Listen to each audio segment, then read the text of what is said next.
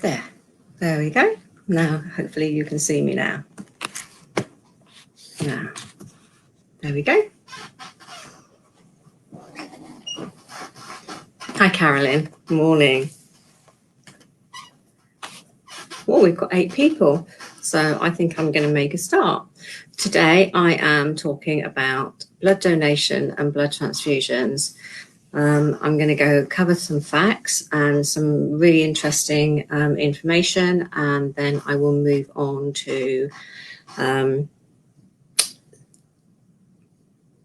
giving of the blood, and then right at the end I'll be talking about what happens when you have a transfusion, and followed by the difference that COVID is making to being able to donate. And we'll talk about that right at the end. So, hi Chrissy, you've appeared. Yes, I think I managed to work the technology. Thanks, Mel. Morning, Mel.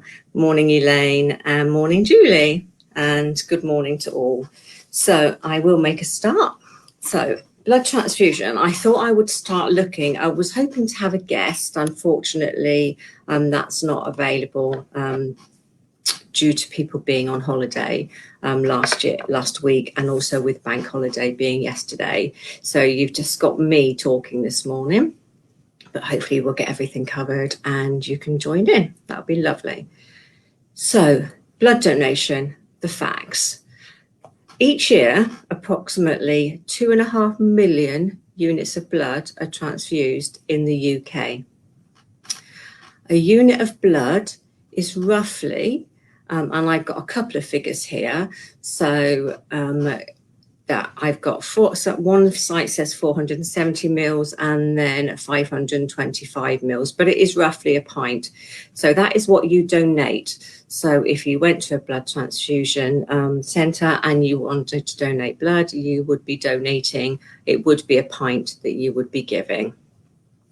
You can afford to give that pint, or most of us can afford to give that pint, because the average adult has 8 to 12 pints of blood circulating in their system at any one time. Type O is the blood in most demand. This is because O is the most common blood type.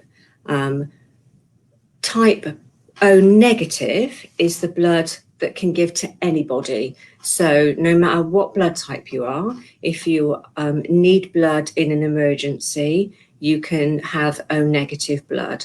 So obviously, if you also have O negative blood, your blood is in great demand for being transfused.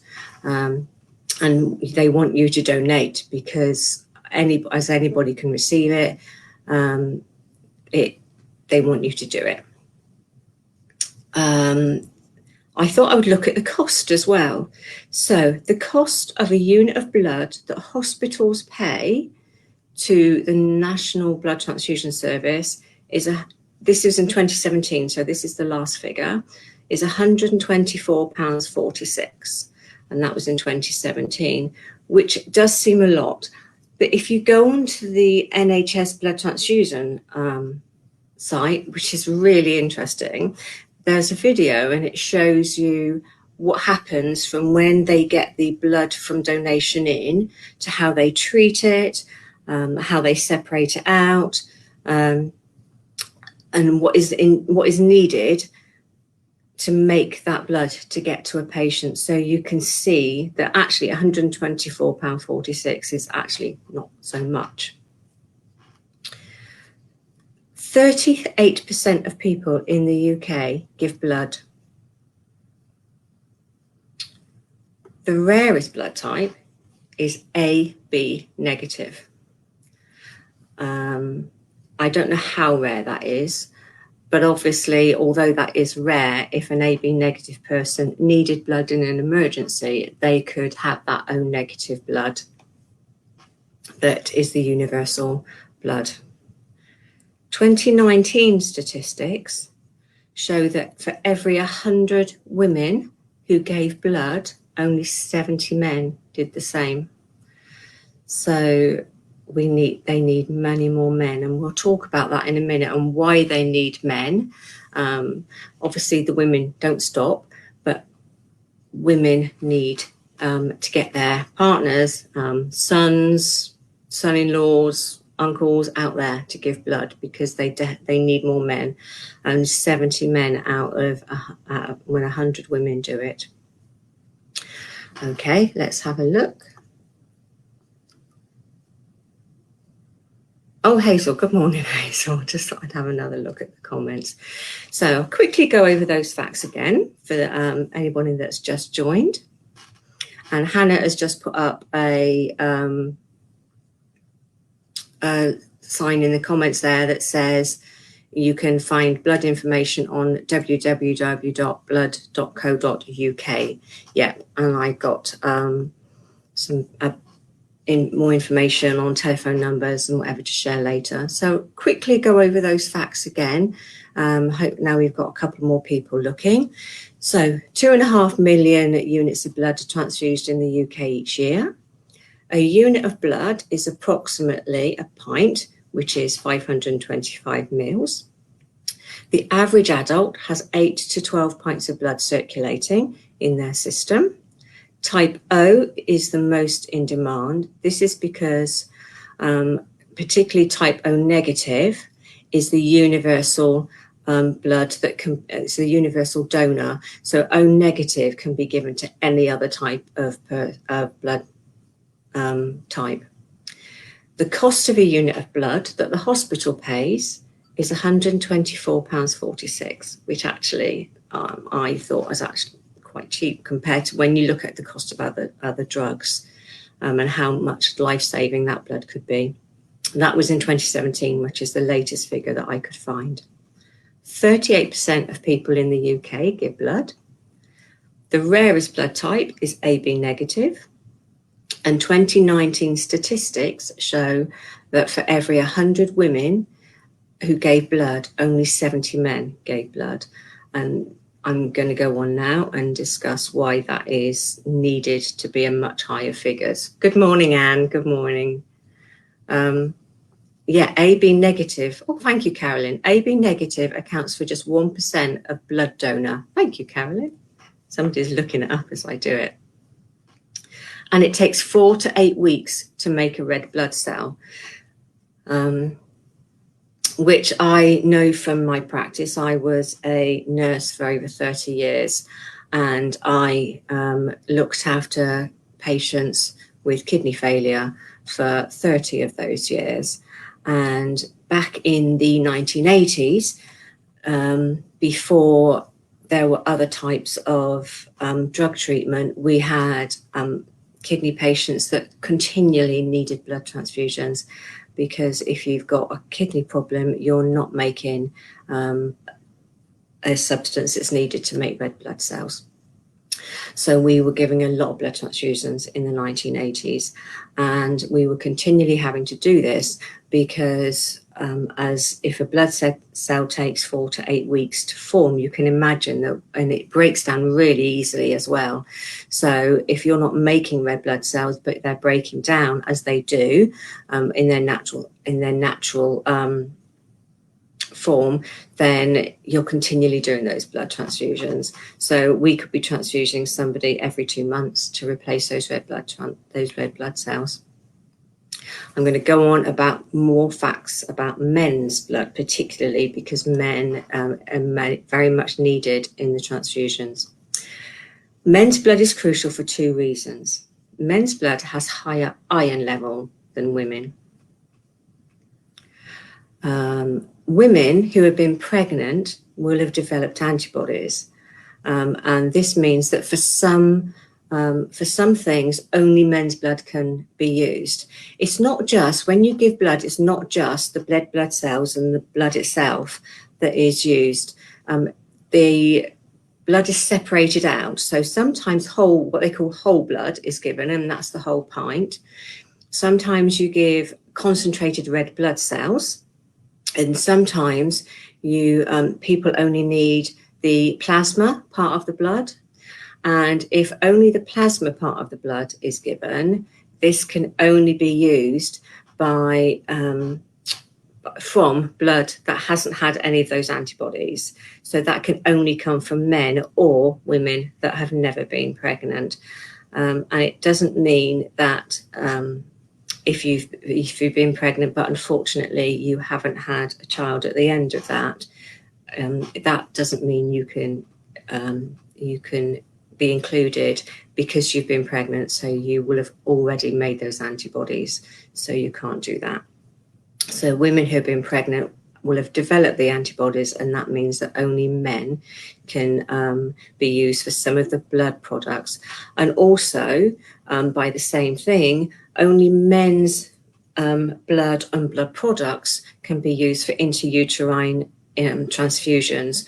So if a child in uterus needs a transfusion, it can only be men's blood products that do that because of the antibodies that women may have made. So only men's blood is used for fresh frozen plasma. Now, when the blood is separated out, you see on the top a watery solution, and then you've got the packed cells on the bottom. That watery solution is the plasma. It's the watery part of our blood. It contains clotting proteins, and it's used to treat trauma patients and those with clotting disorders. And again, that can only be from men's plasma. Men also provide 93% of platelets that are given to those who need. And platelets go to, again, people that have got a problem with clotting, and also those, for instance, patients that have got cancer, to reduce internal bleeding. So you can see that men's blood, well, everybody's blood is important. The National Blood Transfusion Service really do need more men to be giving blood. It's crucial. At the moment, it's estimated that 68,000 men are needed to give blood, and currently there's 54,000 men giving blood in the UK. So there's a big drive to encourage more men to give that blood. I'm just going to have a look at the comments because we've gone through a few facts. Carolyn's doing loads of homework as I'm talking, which is great. So O positive, 35%, O negative, 13%, A positive, 30%, and that is me. So I'm A positive, and I'll show you my donation card later when we talk about donating. So I'm A positive. A negative is 8%. B positive have got 8% of the population. B negative is 2%. AB positive 2%, and AB negative 1%. Wow, AB negative. Yeah, I think I mentioned that later about AB negative being the most rare. So the O negative is 13%. So those people are really sought to give blood. And again, I think I mentioned that later, because the O negative are the ones that can give blood to anybody. So they really are sought.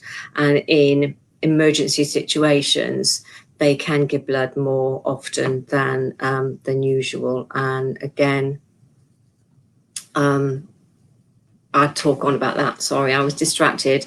Good morning, Chris. So my husband has now joined from somebody's back garden.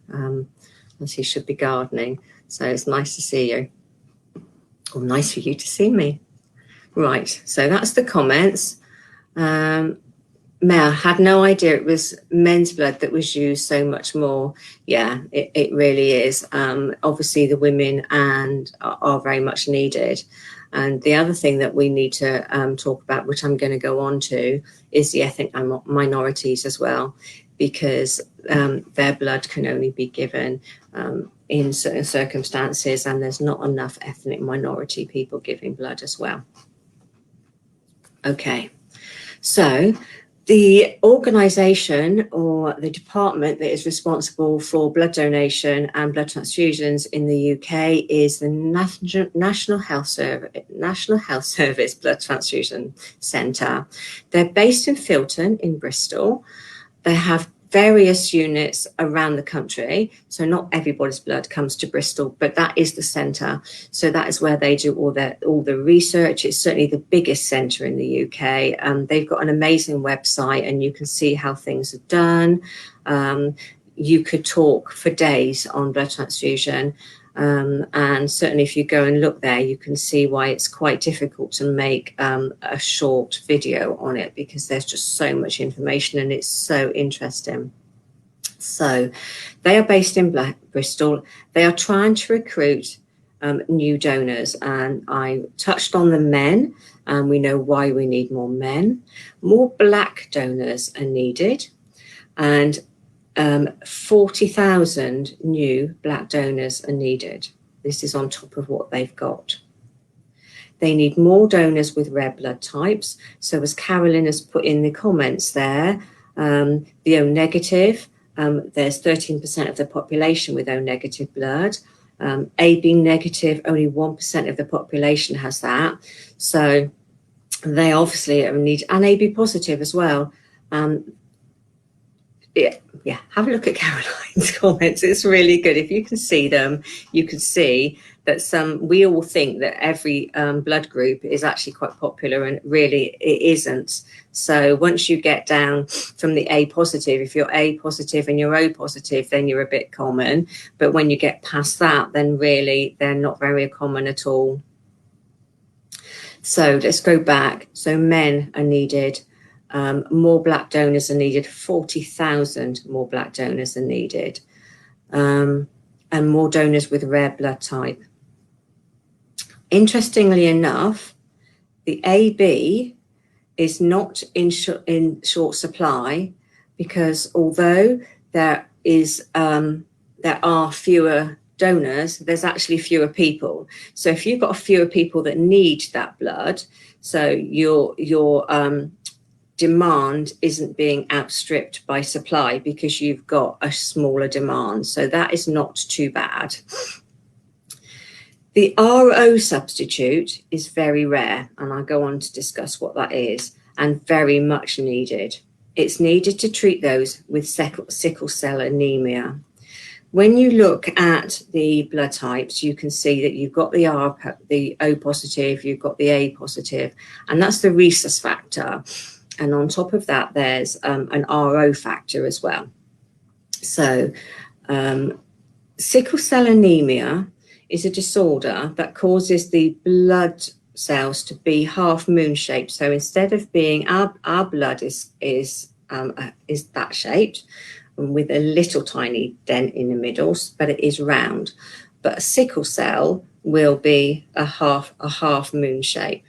And because it's a half moon shape, the cells can stick together, and it's not the right size and the right shape for the blood to become fully used. So if you've got a good red blood cell, you've got a good level of hemoglobin in that blood, so you're not going to be anemic. If you're not actually shaped, your blood cell isn't shaped right, you can't have enough hemoglobin on there, so you're going to be anemic because you need the hemoglobin to make more.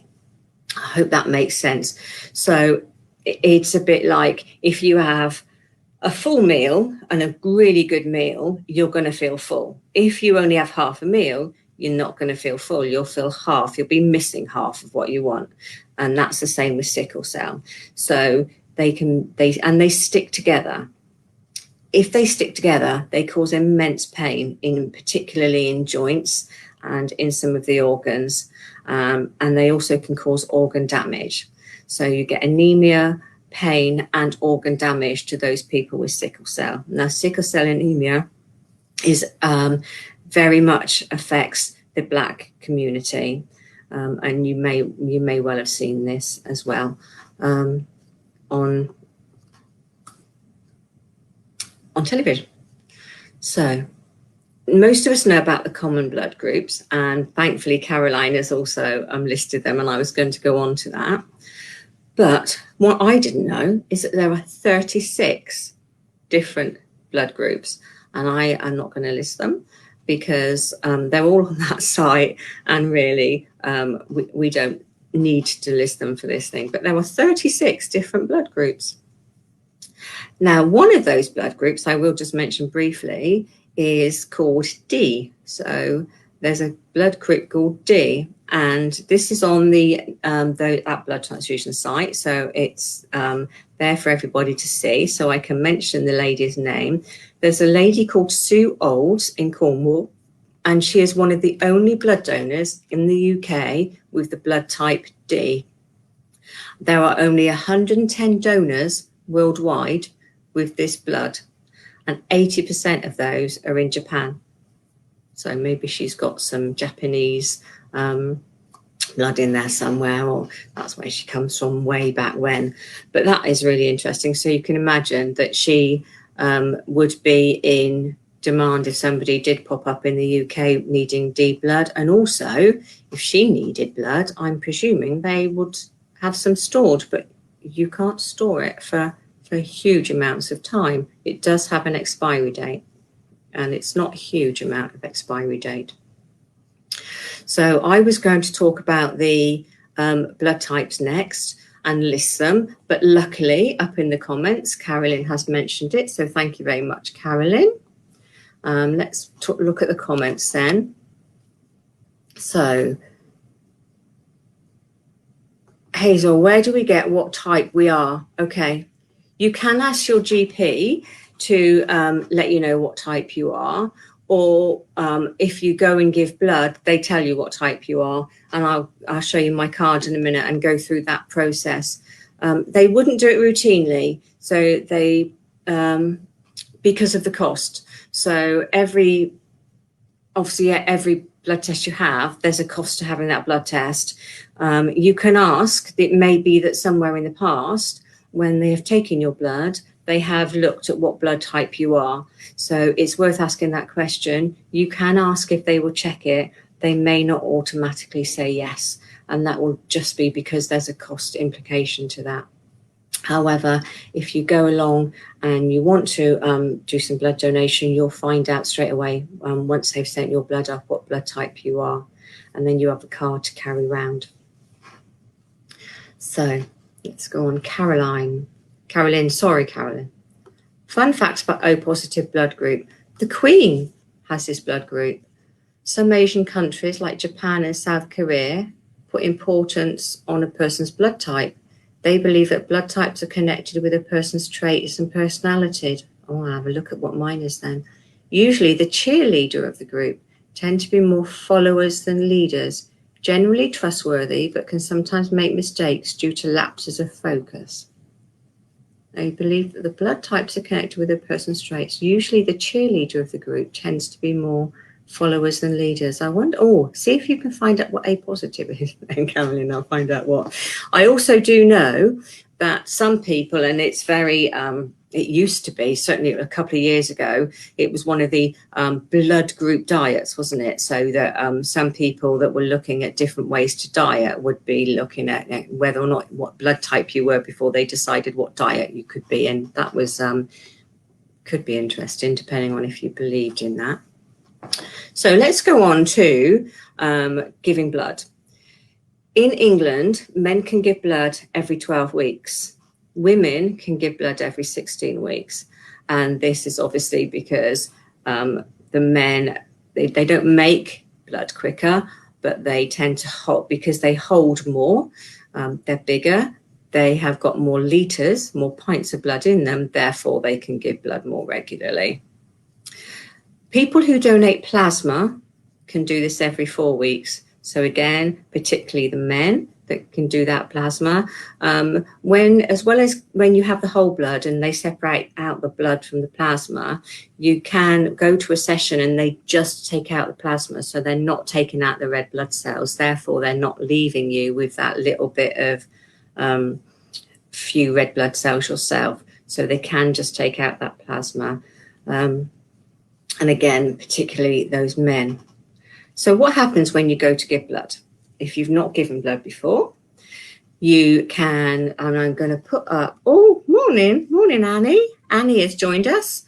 Annie is my daughter-in-law, as you may know to be. and I didn't know she was going to join. So very well. Good morning. Annie is AB negative, so it looks like she's very rare.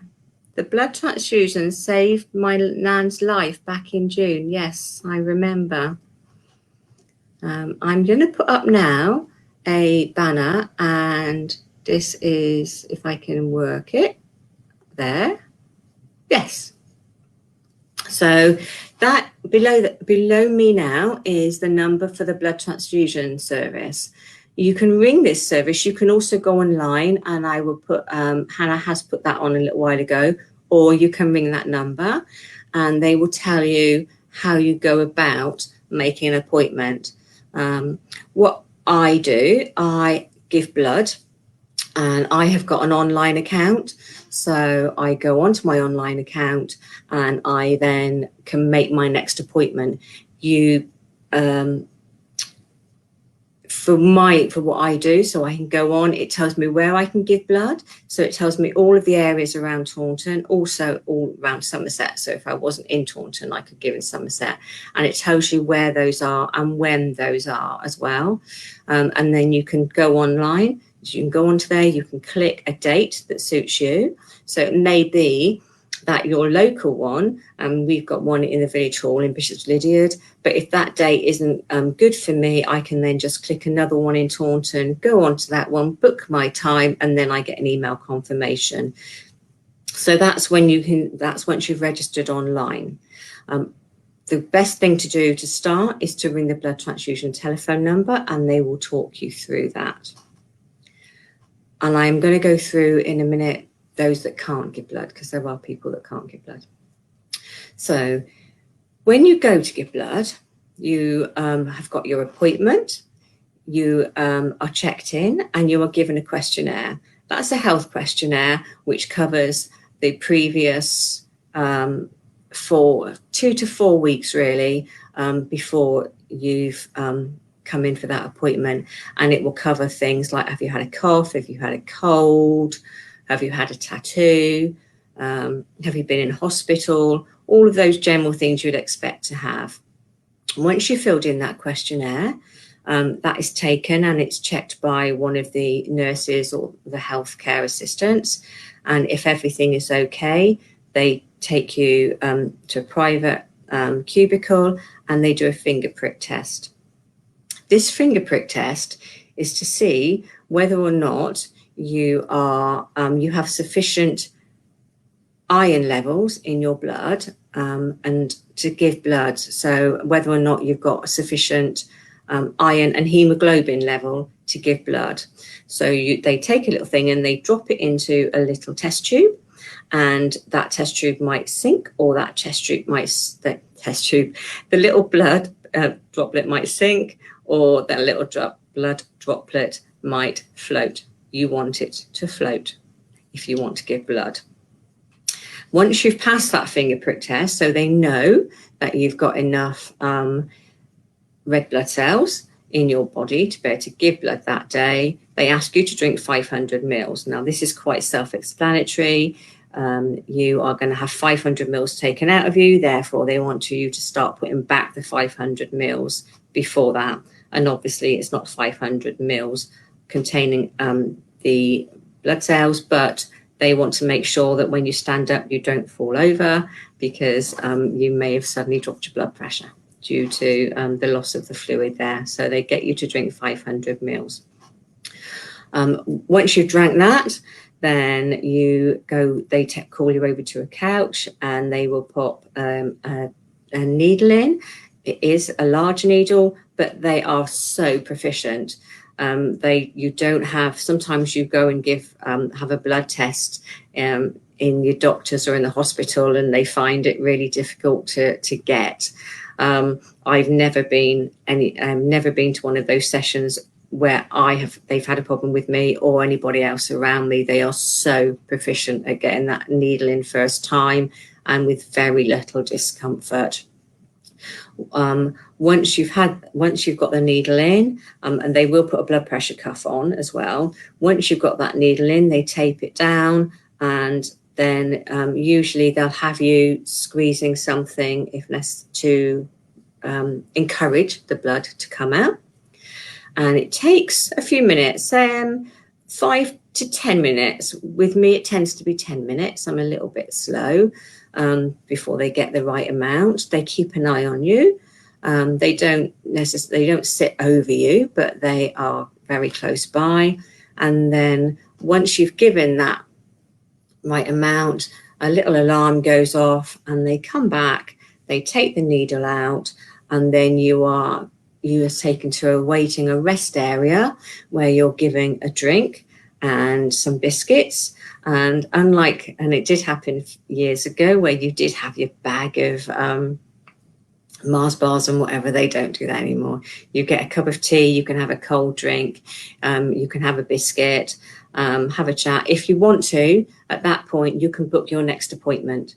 I tend not to, just because I don't know what I'm going to be doing 3 months down the line. I tend to book mine a little bit closer, but you can book your next appointment there and then.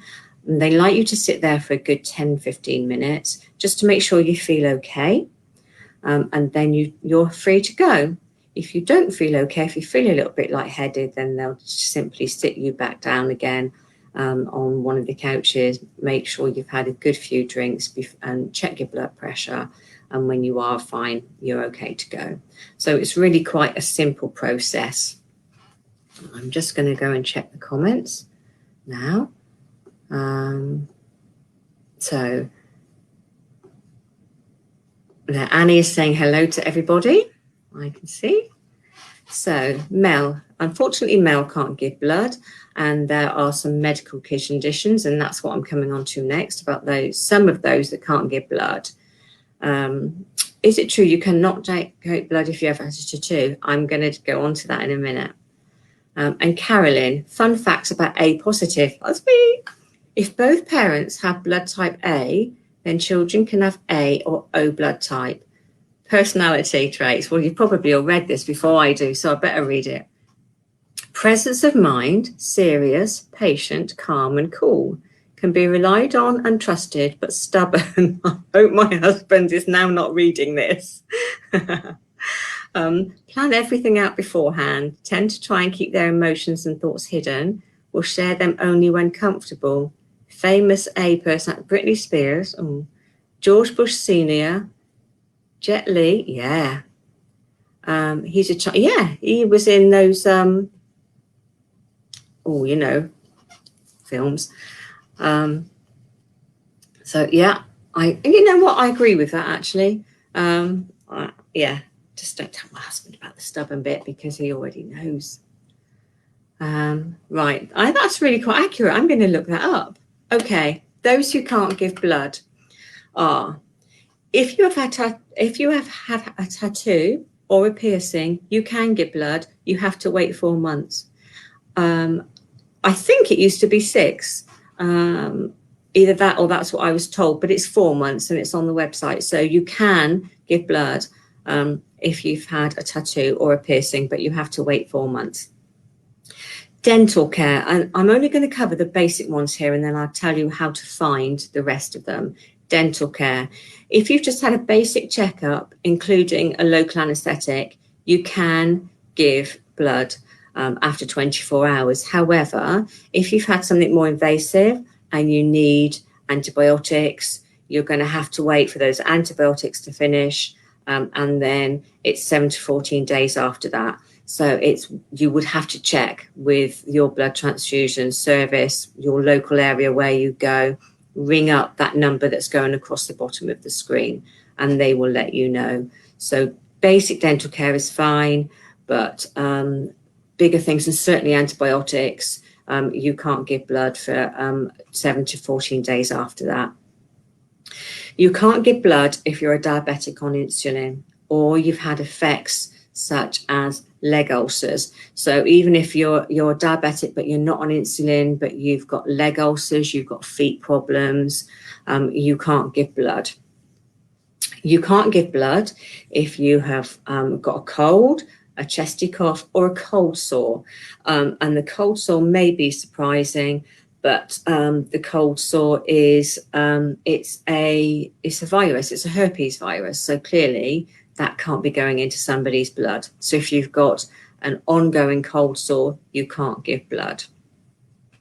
You can't give blood if you're on antibiotics, and you need to check that time allowed afterwards. So you would check, you would ring that service, or let me now put through on the bottom the website address, if I can just find the website address.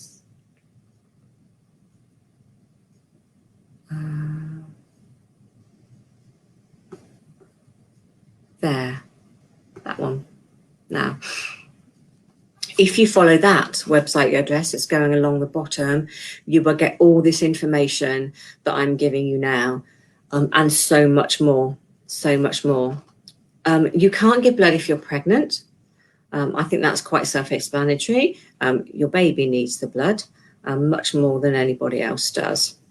There are some travel restrictions on the countries that you can travel, and when you come back, you can't give blood if you've been to some of those countries. There's quite a list of them, so check with the North NHSBT or the www.blood.co.uk.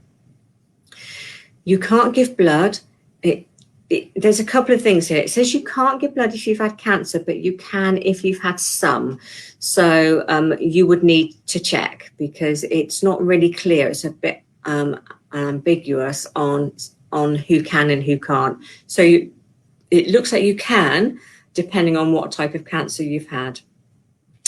Also, if you've got blood pressure problems, you may not be able to give blood, because obviously if you've got high blood pressure, that would be dangerous to you. And if you've got low blood pressure, it would be very dangerous to you to give blood, because if you've got a low blood pressure and then they take a pint of fluid off you, then you could just be on the floor. So check about that with your blood pressure. So let's go on to who can give blood. You can give blood if you're fit and you're healthy, if you weigh between 7 stone 12 and 25 stone. You have to be between 17 and 66. If you are 70, so up to between 66 and 70, you can give blood, but you have to have given it before. So you can't be a new blood donor between the age of 66 and 70. If you are under 20 and you want to give blood, you have to be 10 stone 3 and under 5'6". And what they do, and this is on the website as well, they give you like a diagram. It's a bit like the when you do your weight and your height to see what your BMI is. They've got the same sort of thing. So it knows from your height and your weight how many litres of blood you should have in your body. So if you are 17 to 20, you would just need to check that, but it doesn't rule you out. If you're gay and bisexual men can give blood, but there are rules around this. So have a look at what they are. And it's on the website as well, but they can give blood. They can't give blood if they're on PrEP prophylaxis at all, but they can give blood, but check on the website because there are certain rules and conditions about that. So let's just check on the comments. Any more comments? Yeah, Jetly, that's it, martial arts. And my sister agrees with my trait. Thank you. All the good ones, obviously. Now, before I go, because I'm aware we've got, it's gone really quickly this session, I want to just cover giving blood during COVID. If you are still able to give blood during COVID, that is carrying on. There are certain health rules, and they will be the obvious ones: the cough, the cold, the coughing, the lack of taste, the general weakness. So all the signs of COVID, you would obviously need to get that checked. You couldn't give blood if you had those signs anyway.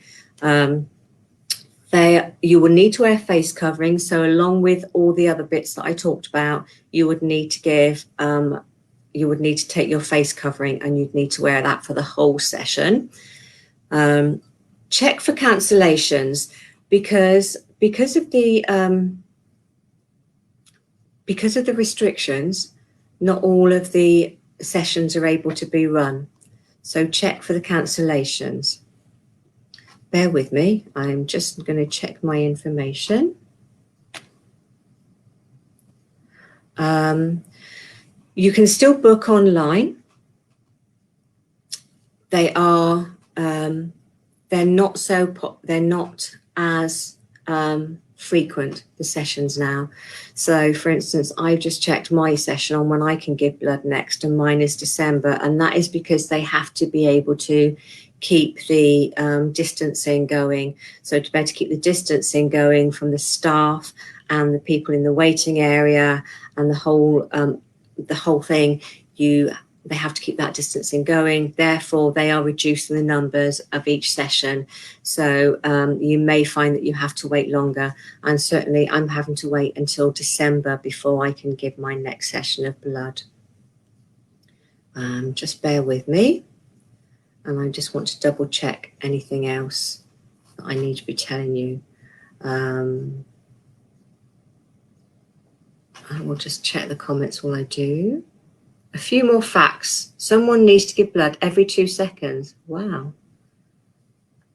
Around 1 in 7 people entering hospital needs blood, and there is usually less than a week's supply of blood in the UK at any one time. They do need this continuous supply of blood. Blood doesn't last. It has got a preservative in it, but it definitely has an expiry date, and when you give the blood you see that expiry date. So they do need continuous, and blood can be thrown away if it's not used, because it has to be used by that by that date. They are still looking, despite coronavirus, they do still need these new donors. Male donors really need more men. Black donors really need more.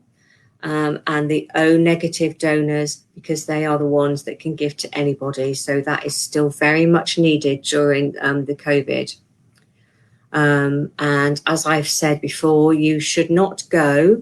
You have to wait 28 days from recovery if you have had a high fever, a runny nose, a new dry cough, any shortness of breath, a sore throat, extreme tiredness, sore or aching muscles, sickness or diarrhea, and a recent loss of taste or smell. So they're all the current COVID ones. It's worth checking before you go to your session that it hasn't been cancelled. So you can check that online, or you can ring that number. So I've had that one going. Let's just put that number back again from the number that you can ring. So if you are going and you want to check that it is still on, just call that number.